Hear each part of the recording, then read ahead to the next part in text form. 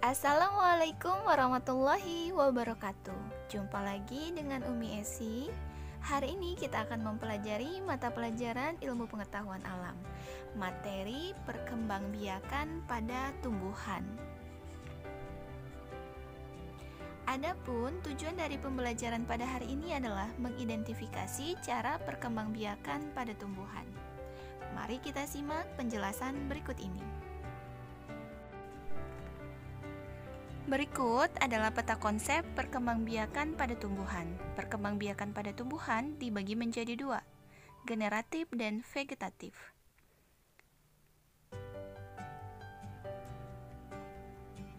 Perkembangbiakan vegetatif adalah perkembangbiakan dengan bagian tubuh tumbuhan tanpa melalui proses perkawinan. Sedangkan perkembangbiakan generatif adalah tumbuhan yang berkembang biak menggunakan biji dengan melalui proses perkawinan. Biji terbentuk dari hasil penyerbukan dan pembuahan. Jadi, perkembangbiakan pada tumbuhan dibagi menjadi generatif, yaitu perkembangbiakan dengan proses kawin, vegetatif, yaitu perkembangbiakan dengan proses tanpa melalui proses perkawinan, di mana perkembangbiakan pada vegetatif dibagi menjadi dua, vegetatif alami dan vegetatif buatan. Sekarang kita akan masuk ke penjelasan pertama, yaitu perkembangbiakan tumbuhan secara generatif. Perkembangbiakan secara generatif selalu diawali dengan proses penyerbukan, di mana proses penyerbukan itu berasal dari bunga yang kemudian akan berubah menjadi buah. Sebelum kita membahas mengenai proses penyerbukan, mari kita sama-sama mempelajari bagian-bagian dari bunga, di mana bagian-bagian bunga sempurna terdiri dari mahkota bunga, kepala sari, benang sari, kepala putik, tangkai putik, bakal biji, kelopak bunga, dasar bunga, dan tangkai bunga. Penyerbukan adalah proses jatuhnya serbuk sari ke kepala putik, di mana serbuk sari berasal dari benang sari yang ada pada bunga. Pada bunga juga terdapat putik. Putik adalah alat kelamin betina pada bunga. Berdasarkan asal serbuk sarinya, penyerbukan dibedakan menjadi 4 macam. Yang pertama, penyerbukan sendiri. Penyerbukan sendiri adalah penyerbukan yang terjadi apabila serbuk sari jatuh kepada kepala putik bunga itu sendiri. Yang kedua adalah penyerbukan tetangga. Penyerbukan tetangga adalah penyerbukan yang terjadi jika serbuk sari dari satu bunga jatuh ke kepala putik bunga lain tapi masih dalam satu tumbuhan. Yang ketiga adalah penyerbukan silang. Penyerbukan silang adalah penyerbukan yang terjadi apabila serbuk sari jatuh di kepala putik bunga pada tanaman yang berbeda tetapi masih dalam satu jenis.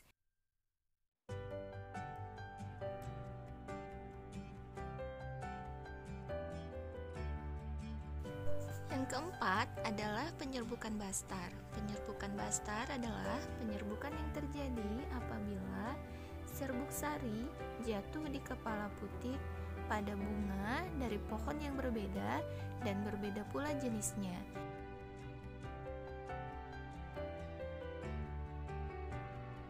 Berikutnya, vegetatif.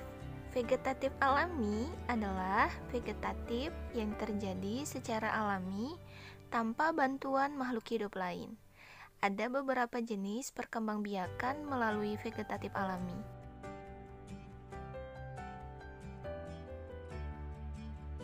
Spora. Pada tumbuhan paku, spora dibentuk pada daun. Spora adalah bagian tumbuhan yang berfungsi untuk memperbanyak tumbuhan. Daun yang dapat menghasilkan spora disebut dengan daun fertil atau daun yang subur. Spora itu terletak di dalam kotak spora yang disebut dengan sporangium.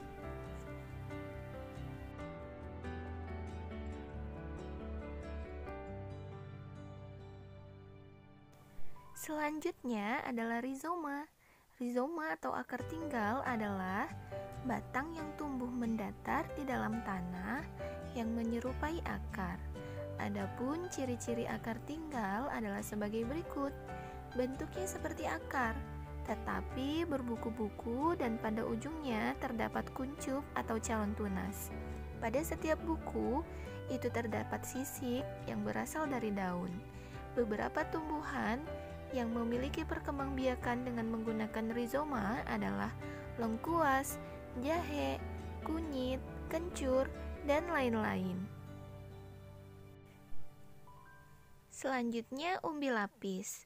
Umbi lapis adalah bagian dari pelepah daun yang berfungsi sebagai cadangan makanan dan bentuknya berlapis-lapis. Umbi lapis tumbuh di dalam tanah.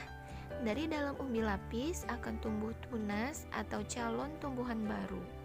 Umbi lapis sebenarnya merupakan lapisan-lapisan daun yang mengelilingi batang. Contoh tumbuhan yang berkembang biak dengan umbi lapis adalah bawang putih dan bawang merah. Selanjutnya adalah umbi batang. Umbi batang adalah bagian batang yang tumbuh di dalam tanah dan berfungsi untuk menyimpan cadangan makanan, terutama berupa zat tepung. Contoh tumbuhan yang berkembang biak dengan menggunakan umbi batang adalah kentang, ubi jalar, dan bengkuang. Umbi akar. Umbi akar adalah akar yang berubah fungsi untuk menyimpan cadangan makanan, terutama zat tepung. Contoh tumbuhan yang berkembang biak dengan umbi akar adalah singkong dan wortel. Pada wortel terdapat tunas di pangkal umbi akar. Jika ditanam, tunas pada wortel akan tumbuh menjadi tumbuhan yang baru. Selanjutnya adalah tunas. Tunas adalah kuncup yang tumbuh pada ujung batang atau ketiak daun.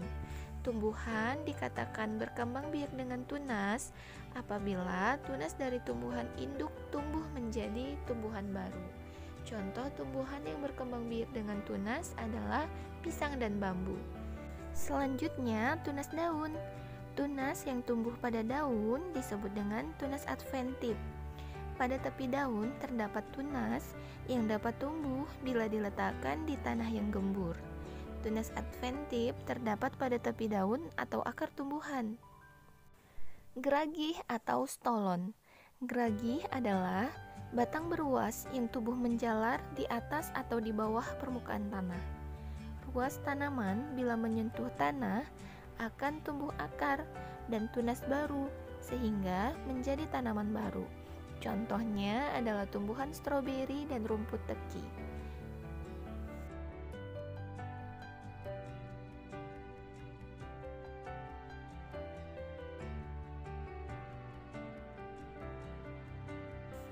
Pembahasan berikutnya adalah perkembangbiakan vegetatif buatan. Perkembangbiakan vegetatif buatan adalah perkembangbiakan tumbuhan dengan bantuan makhluk hidup lain seperti manusia. Tujuan perkembangbiakan vegetatif buatan untuk memperoleh tumbuhan yang bermutu tinggi. Berikut adalah contoh-contoh perkembangbiakan vegetatif buatan. Yang pertama adalah mencangkok. Tahap-tahap dalam mencangkok adalah kupas kulit dan kambiumnya.